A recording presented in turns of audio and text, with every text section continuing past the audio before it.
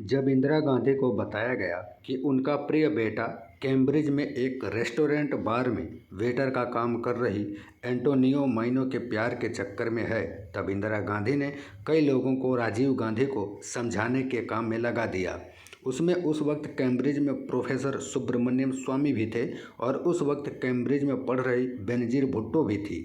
बेनजीर भुट्टो और इंदिरा गांधी में एक माँ और पुत्री जैसा रिश्ता था। इंदिरा गांधी बेनजीर भुट्टो को बहुत मानती थी। सबने राजीव गांधी को ऊंच नीच, प्रतिष्ठा इत्यादि समझाया।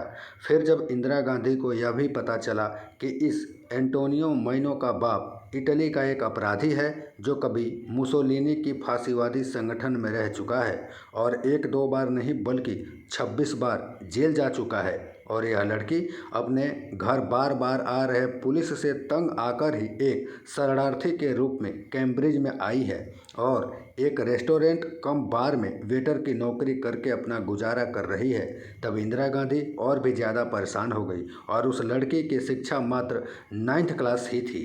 राजीव गांधी नहीं माने और कहते हैं कि बच्चों की जिद के आगे बड़े बड़े हार जाते हैं। उसके बाद एंटोनियो मैनो को भारत बुलाया गया और इंदिरा गांधी ने कुछ दिनों तक हिंदी और भारतीय तौर तरीके सीखने के लिए उसे अमिताभ बच्चन के घर ठहराया।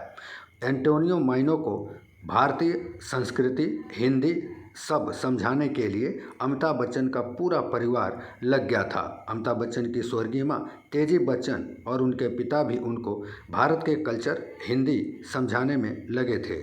फिर राजीव गांधी और एंटोनियो मैनो उर्फ सोनिया गांधी की सगाई वहीं अमिताभ बच्चन के बंगले में कर दी गई, जिसमें सोनिया गांधी की मां का पूरा रस्म अमिताभ बच्चन की मां तेजी बच्चन ने निभाया था।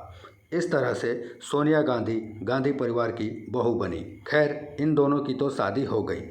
अमिताभ बच्चन का परिवार दशकों तक कांग्रेस का वफादार रहा। राजीव गांधी और अमिताभ बच्चन अच्छे दोस्त थे।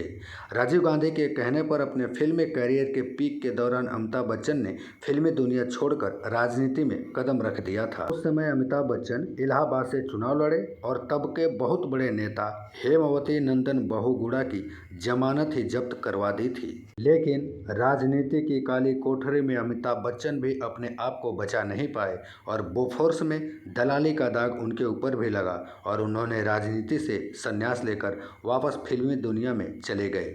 फिर अमिताभ बच्चन कर्ज के जाल में उलझ गए और तब समाजवादी पार्टी के नेता अमर सिंह, सहारा ग्रुप के सुब्रत राय सहारा जैसे लोगों ने उन्हें मदद करके कर्ज के जाल से मुक्त कराया। अमिताभ बच्चन की पत्नी जया बच्चन समाजवादी पार्टी में शामिल हो गई। फिर अमिताभ बच्चन और गांधी परिवार के बीच में दूरियां बढ़ गई। उसी दरमियान अमिताभ बच्चन की माता तेजी बच्चन का निधन हो जाता है, लेकिन गांधी परिवार की तरफ से कोई नहीं आया। अमिताभ बच्चन ने बताया कि मुझे पूरा यकीन ही नहीं बल्कि विश्वास था कि मेरी मां के अंतिम संस्कार में गांधी परिवार जरूर आएगा, क्योंकि मेरी मां ने सोनिया गांधी के मां की भूमिका निभाई थी। मेरी मां की गोद में राहुल गांधी और प्रियंका गांधी खेले हैं, कूदे हैं और मैंने अंतिम संस्कार में 4 घंटे तक विलंब किया क्योंकि मैं गांधी परिवार के लोगों का इंतजार कर रहा था।